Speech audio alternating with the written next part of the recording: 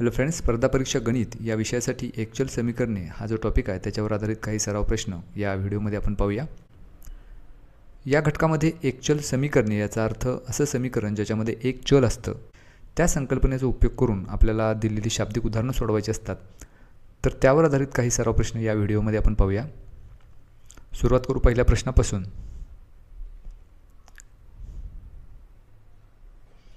हा पहिला प्रश्न असा आहे, एका संख्येच्या 5/6 भागाबरोबर 125 आहेत, तर त्या संख्येच्या 1/3 भागाबरोबर किती?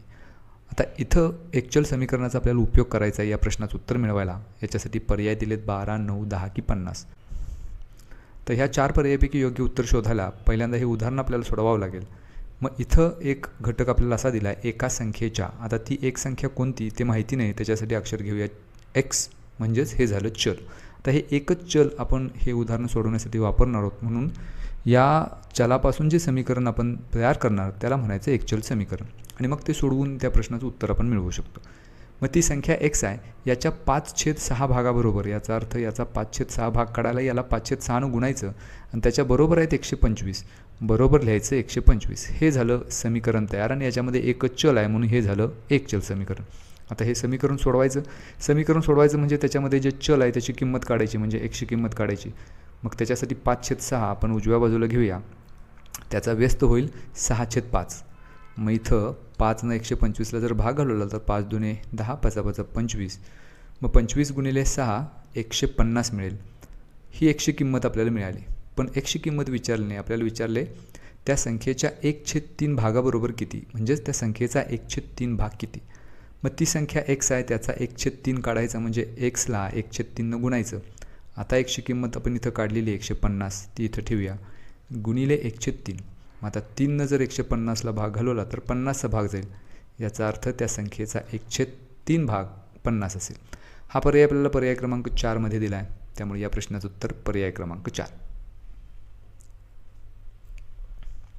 हा पुढचा प्रश्न, एका संख्येत 3 मिळवून 3 ने भागल्यास उत्तर 10 येते, त्याच संख्येत 8 मिळवून 7 ने भागल्यास उत्तर 5 येते, तर ती संख्या कोणती? 47, 33, 27 की 30? पुन्हा एकदा हे समीकरण आपण तयार करायचं या दिलेल्या माहितीवरून, आणि ते समीकरण सोडवायचं म्हणजे उत्तर मिळेल। मग एका संख्येत, पुन्हा एका संख्येत हा शब्द आला आहे, त्याच्यासाठी अक्षर घेऊया x, म्हणजे ती संख्या x आहे, त्याच्यात 3 मिळवायच्यात म्हणजे +3, आणि अशी बेरीज करून त्याला 3 भागायचं आहे, /3। आता हे सगळं उत्तर आपल्याला मिळणार आहे 10, कारण असं केल्यानंतर बेरीज 10 येते। मग आता इथं आपल्याला असं वाटेल की हे समीकरण तयार करताना जर आपली चूक झाली, म्हणजे समजा आपण इथं असं केलं, x अधिक 3 त्यात मिळवले आणि त्याला 3 भागलं, तर इथं समीकरण वेगळं तयार होईल, कारण 3ला भाग जाईल, मग x अधिक 1 बरोबर 10 तयार होईल, आणि उत्तर आपलं 9 येईल। त्यामुळं हे समीकरण जर बनवताना आपली चूक झाली तर ते पूर्ण उत्तरच आपलं चुकणार आहे। त्यामुळं ज्या पद्धतीनं आपल्याला प्रश्नात माहिती दिली त्याच पद्धतीनं समीकरण आपण तयार करायचं, म्हणजे मग उत्तरही बरोबर मिळतं। म्हणजे एका संख्येत 3 पहिल्यांदा मिळवायचे आहेत, म्हणून x अधिक 3, आणि ते जे उत्तर येईल त्याला 3 भागायचं आहे, म्हणजे x अधिक 3ला 3 भागायचं। आता हे समीकरण आपलं बरोबर झालं। आता हे सोडवू, मग x अधिक 3 बरोबर, हे छेदातले 3 आपण उजव्या बाजूला घेऊया, अंशात जातील, 10 गुणिले 3 होतील 30। आता xची किंमत काढायला हे +3 उजव्या बाजूला घेऊया, -3 होतील, म्हणजेच xची किंमत येईल 27। आता हे उत्तर आपल्याला मिळालं आहे, पण आपल्याला इथं दिलेल्या ही जी एक्स्ट्रा माहिती आहे, त्याच संख्येत 8 मिळवून 7 ने भागल्यास उत्तर 5 येते। आपल्याला विनाकारण त्याचा विचार करत बसतो। आपल्याला प्रश्न विचारला ती संख्या कोणती, आपल्याला उत्तर याचं मिळाले 27, त्यामुळे पर्याय क्रमांक 3 हे आपलं या प्रश्नाचं उत्तर आहे। ही जी माहिती आहे ती जादाची दिली मुद्दाम आपल्याला कन्फ्यूज करण्यासाठी, मग आपण त्याच्यावर विचार करतो की ही माहिती नेमकी कशासाठी दिली, किंवा याचा उपयोग करून आणखी काय आपल्याला समीकरण तयार करायचं का? तर तसं नाही, आपल्याला प्रश्न विचारला होता ती संख्या कोणती, आपण उत्तर मिळवलं, ती संख्या 27, पर्याय क्रमांक 3। हा पुढचा प्रश्न, x वर्षापूर्वी नंदा आणि कांता यांच्या वयांची बेरीज 25 वर्षे होती, तर आणखी y वर्षानंतर त्यांच्या वयांची बेरीज किती वर्षे होईल?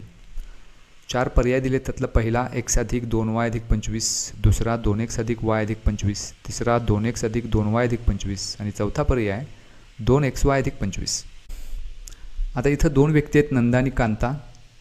x वर्षापूर्वी या दोघींच्या वयांची बेरीज 25 वर्षे होती असं दिले, तर आणखी y वर्षानंतर त्यांच्या वयांची बेरीज किती असेल?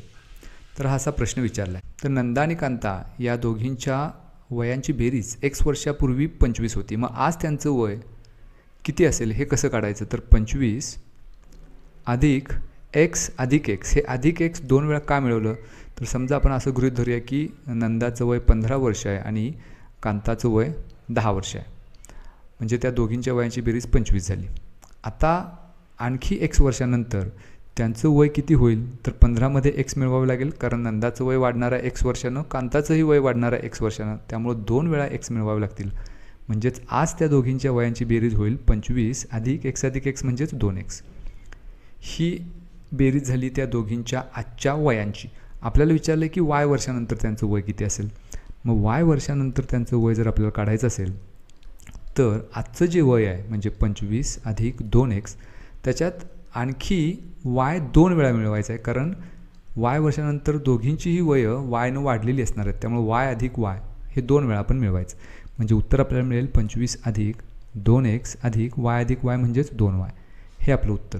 आता हे शोधायचं कुठं दिले? 2x अधिक 2y अधिक 25 हे पर्याय क्रमांक 3 मध्ये आपल्याला दिले, त्यामुळे या प्रश्नाचं उत्तर पर्याय क्रमांक 3.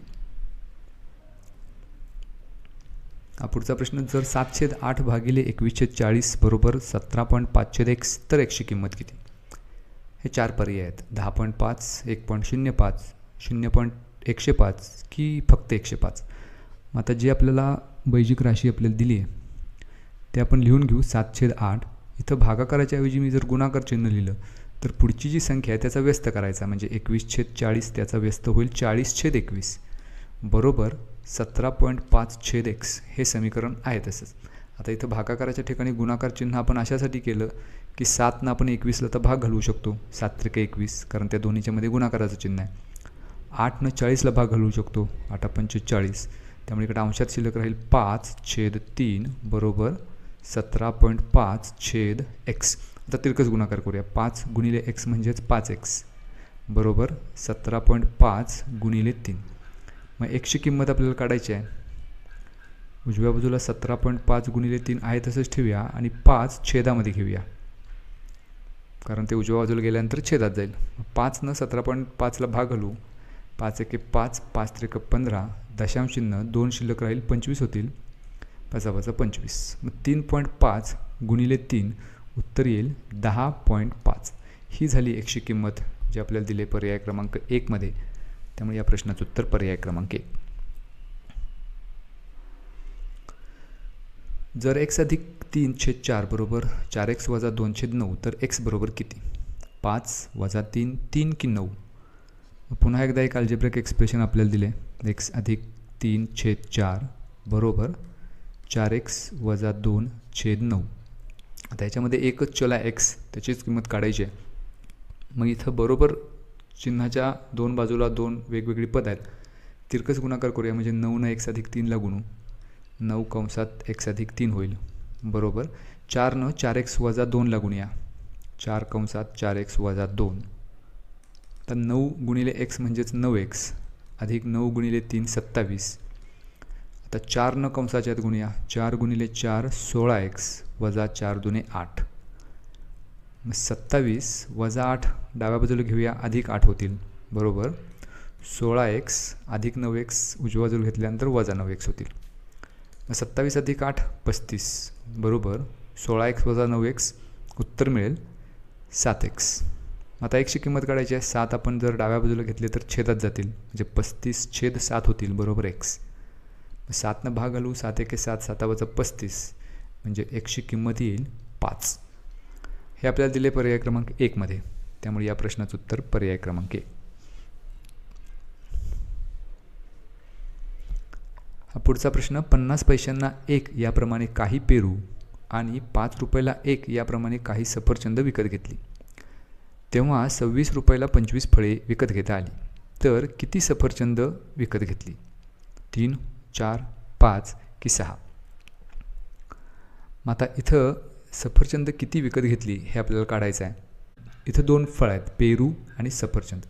समजा पेरू x आहेत, मग सफरचंद किती असतील हे आपल्याला याच्यावरून काढता येईल, कारण एकूण फळं 25 आहेत. पेरू जर x असतील तर सफरचंदांची संख्या काढायला 25मधून x वजा करायचे, किंवा आपण असं गृहीत धरलं की समजा 25पैकी 10 पेरू आहेत तर उरलेले 15 सफरचंद असतील.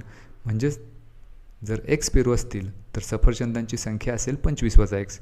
त्यामुळे ते पहिलं आपण लिहूया. पेरूंची संख्या समजा x आहे तर आपोआपच सफरचंद असतील 25 वजा x. आता यांच्या ज्या किमती दिल्यात त्यांचा आपण विचार करूया की एक पेरू 50 पैशाला आहे. 50 पैसे म्हणजे 0.5 रुपये. मग एकूण पेरू x आहेत, त्यात सगळ्या पेरूंची किंमत काढायला काय करायचं तर 0.5ला xनं गुणायचं. त्यानंतर सफरचंद 25 वजा x आहेत आणि एका सफरचंदाची किंमत 5 रुपये आहे. मग 25 वजा x सफरचंदांची किंमत किती असेल ते काढायला त्याला 5नं गुणायचं. आणि या दोन्हींची एकत्र किंमत म्हणजे ही पेरूंची एकूण किंमत, ही सफरचंदांची एकूण किंमत ही आपल्याला दिलेली आहे 26 रुपये. कारण 26 रुपयाला ही सगळी फळं विकत घेतलीत म्हणजे बरोबर लिहायचं 26. हे झालं समीकरण तयार. आता हे सोडवू. 0.5 गुणिले x म्हणजे 0.5x अधिक या 5 कंसाच्या आत जर गुणलं तर 25 गुणिले 5 125 वजा 5 गुणिले x 5x बरोबर 26. 0.5x वजा 5x उत्तर येईल 4.5x बरोबर. आणि हे वजा 4.5x येईल कारण मोठी संख्या 5x आहे, त्याचं चिन्ह ऋण आहे. 125 जर उजव्या बाजूला घेतले तर वजा 125 होतील म्हणजे वजा 4.5x बरोबर 26 वजा 125 उत्तर येईल वजा 99. दोन्ही बाजूचं ऋणचिन्ह आपण घालवून टाकू म्हणजे 4.5x बरोबर मिळेल 99. मग आता xची किंमत काढायला 4.5 आपण उजव्या बाजूला घेऊया, छेदात जातील. मग छेदामध्ये 4.5 आहे, त्यातलं जर दशांशचिन्ह काढलं आपण तर अंशामध्ये 1 शून्य वाढेल. मग आता भाग घालू आपण. इथं भाग जाईल 9 9 5 45 तर 9 1 9 9 1 9 0. पुन्हा 5नं भाग घालू. 5 दुने 10 एक शिल्लक राहील 5 दुने 10 म्हणजे xची किंमत आली 22. मग x म्हणजेच काय तर पेरू म्हणजे 25पैकी 22 पेरू आहेत म्हणजे उरलेली असणार सफरचंद. किती उरलेत तर 3. याचा अर्थ सफरचंद आहेत 3 किंवा सफरचंदांची संख्या 3 आहे जे आपल्याला पर्याय क्रमांक 1 मध्ये दिले. त्यामुळे या प्रश्नाचं उत्तर पर्याय क्रमांक 1. हा पुढचा प्रश्न. ₹15च्या तिकिटांची संख्या ₹20च्या तिकिटांच्या संख्येपेक्षा 2ने कमी आहे. एकूण ₹670ची तिकिटे घेतल्यास ₹15ची तिकिटे किती? 20, 15, 27 की 18? हे 4 पर्याय दिलेत. मागच्या प्रश्नासारखाच हा प्रश्न आहे म्हणजे इथं 2 घटक दिलेत. 15 रुपयाची तिकीटं आणि 20 रुपयाची तिकीटं. समजा 15 रुपयाची तिकीटं x आहेत तर मग 20 रुपयाची तिकिटांची संख्या किती असेल तर याच्यासाठी हे पहिलं रिलेशन आपल्याला वापरता येईल की 15 रुपयाच्या तिकिटांची संख्या 20 रुपयाच्या तिकिटांच्या संख्येपेक्षा 2ने कमी आहे. म्हणजेच 20 रुपयांची तिकीटं 15 रुपयाच्या तिकिटापेक्षा 2ने जास्त असणार आहेत. मग 15 रुपयाची तिकीटं समजा x असतील तर 20 रुपयाची तिकीट असणार x अधिक 2. आता त्यांची किंमत काढू. एका तिकिटाची किंमत 15 रुपये असेल तर अशा x तिकिटांची किंमत काढायला काय करणार आपण तर 15 आणि xचा गुणाकार. त्याच पद्धतीनं एका तिकिटाची किंमत जर 20 रुपये असेल तर अशा x अधिक 2 तिकिटांची किंमत काढायला काय करणार आपण तर 20 गुणिले x अधिक 2. आणि या सर्वांची बेरीज म्हणजे आपल्याला इथं दिलेल्या प्रश्नात एकूण ₹670ची तिकिटे घेतली म्हणजे या दोन्हीची बेरीज झाली 670. हे झालं समीकरण तयार. आता हे सोडवू. पहिले 15x आहे तसेच अधिक 20 कंसाच्या आत गुणले तर 20x अधिक 20 गुणिले 2 40 बरोबर 670. मग 15x अधिक 20x 35x मिळेल. अधिक 40 उजव्या बाजूला घेऊया. 670 वजा 40 होतील म्हणजेच 35x बरोबर 670 वजा 40 630. आता xची किंमत काढायला 35 आपण उजव्या बाजूला घेऊया म्हणजे छेदात जातील. 7नं भाग घालू. 7 5 35 7 9 63 आणि 0. पुन्हा 5नं भाग घालू. 18चा भाग जाईल म्हणजे xची किंमत 18 आली. मग x म्हणजेच काय तर 15 रुपयाच्या तिकिटांची संख्या ती 18 आली जे आपल्याला पर्याय क्रमांक 4 मध्ये दिले. त्यामुळे या प्रश्नाचं उत्तर पर्याय क्रमांक 4 कारण आपल्याला 15 रुपयाच्या तिकिटांचीच संख्या विचारली.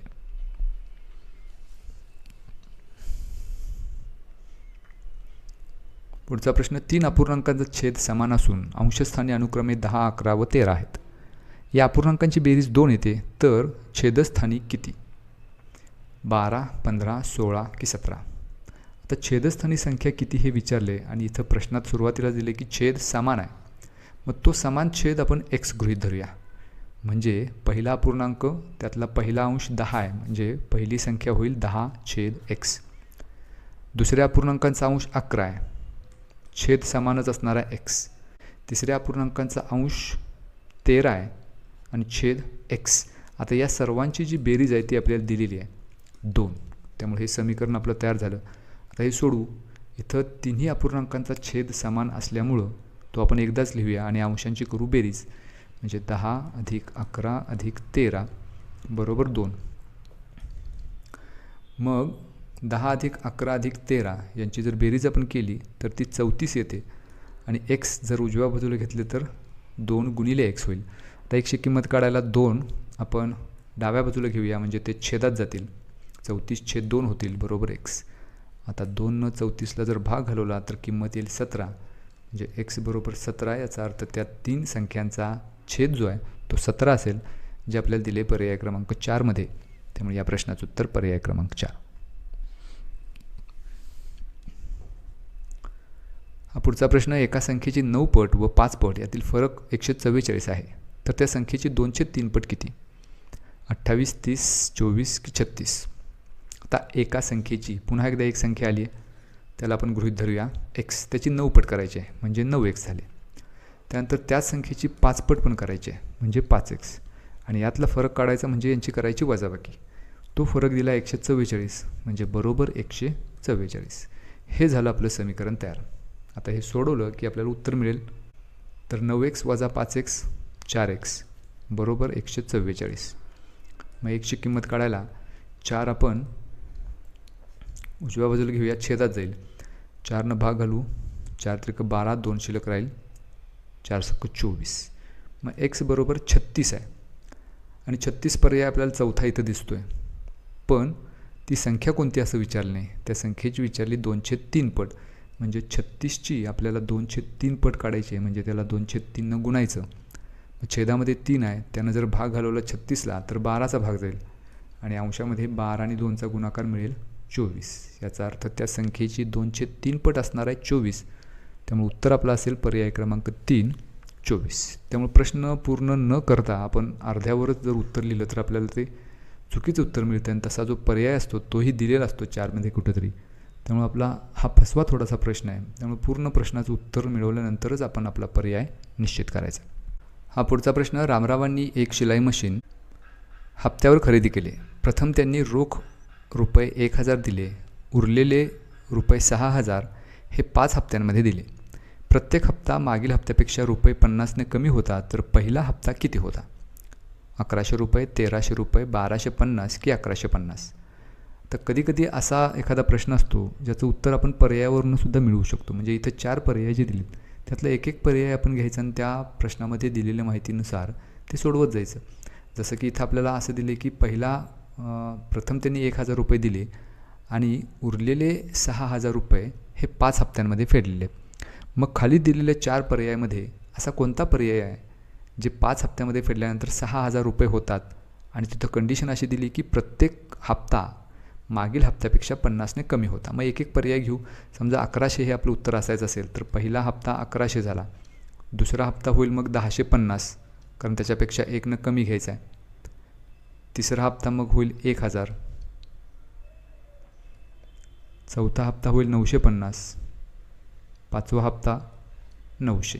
तर ह्या सर्वांची जर बेरीज केली तर उत्तर 5000 मिळतं.